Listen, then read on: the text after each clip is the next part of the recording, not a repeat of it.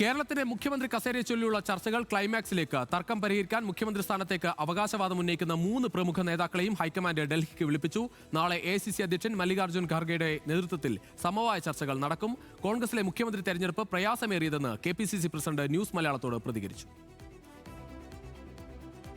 മുഖ്യമന്ത്രി ചർച്ചകളുടെ കേന്ദ്രം തിരുവനന്തപുരത്തു നിന്നും ഡൽഹിയിലേക്ക് മാറുകയാണ്. മുഖ്യമന്ത്രി സ്ഥാനത്തിനായി അവകാശവാദം ഉന്നയിക്കുന്ന VD സതീശനും രമേശ് ചെന്നിത്തലയ്ക്കുമൊപ്പം KPCC അധ്യക്ഷൻ സണ്ണി ജോസഫിനെയും ഹൈക്കമാൻഡ് ഡൽഹിയിലേക്ക് വിളിപ്പിച്ചു. നിരീക്ഷകരുടെ റിപ്പോർട്ടും കേരളത്തിലെ പൊതുരാഷ്ട്രീയ സാഹചര്യവും മുൻനിർത്തിയാകും നാളത്തെ നിർണായക കൂടിക്കാഴ്ച. അജയ് മാക്കനും മുകുൾ വാസ്നിക്കും ഇന്ന് രാവിലെ മല്ലികാർജ്ജുൻ ഖാർഗെയ്ക്ക് റിപ്പോർട്ട് കൈമാറി. റിപ്പോർട്ടിലെ വിവരങ്ങൾ വേണുഗോപാലിന് അനുകൂലമാണെന്നാണ് സൂചന. 63 കോൺഗ്രസ് MLA-മാരിൽ 47 പേരും KC വേണുഗോപാലിനെ പിന്തുണച്ചു എന്നാണ് പുറത്തുവരുന്ന വിവരം. എന്നാൽ ജനവികാരം കൂടി കണക്കിലെടുത്ത് വേണം തീരുമാനമെടുക്കാനെന്ന് മുതിർന്ന നേതാക്കൾ റിപ്പോർട്ടിൽ ആവശ്യപ്പെട്ടിട്ടുണ്ട്. ഘടകകക്ഷികളുടെ നിലപാടും നിർണായകമാകും.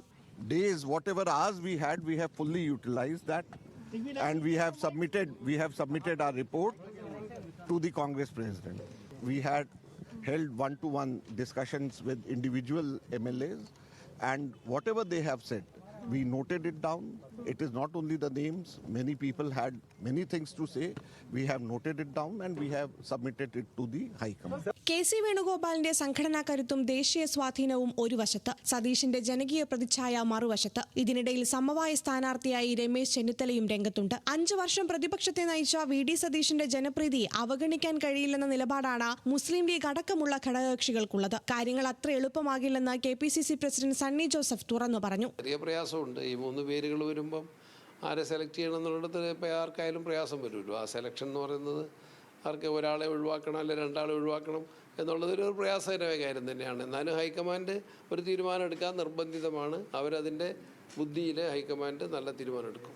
ഇതിനിടെ തിരക്ക് കൂട്ടേണ്ടതില്ലെന്ന നിലപാടുമായി K മുരളീധരനും രംഗത്തെത്തി. ഫ്ലക്സിന്റെ വലിപ്പം നോക്കിയിട്ടല്ല മുഖ്യമന്ത്രിയെ തീരുമാനിക്കുക. അത് ചില ചിട്ടവട്ടങ്ങളൊക്കെ ഉണ്ട്, അതനുസരിച്ചേ നടക്കും.